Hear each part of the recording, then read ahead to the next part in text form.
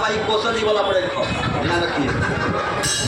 कि हनुमान जी के दहिया लाल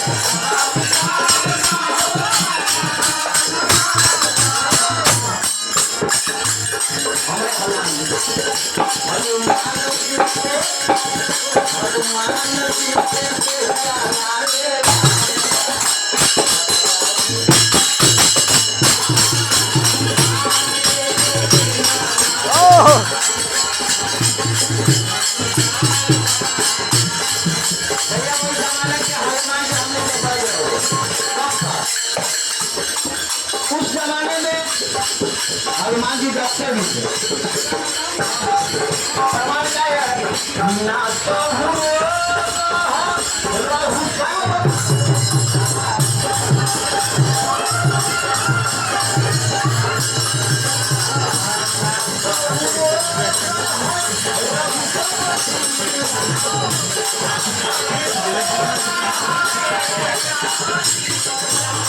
लेकिन मैं ভালো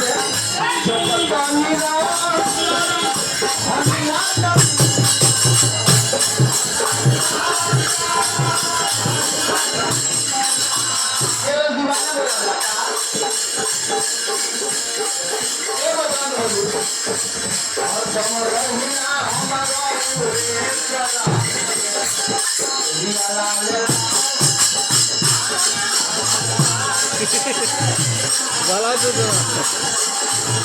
এখন তো চলছে না বন্ধ হয়ে গেছে আমি অন্য জায়গায় চলে গেছি আর রবীন্দ্র দেখা হয়েছিল পরশু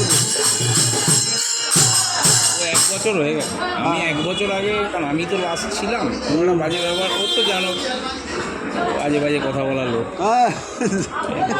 যেদিন ঝামেলা করেছে সেদিনই বেরিয়ে চলে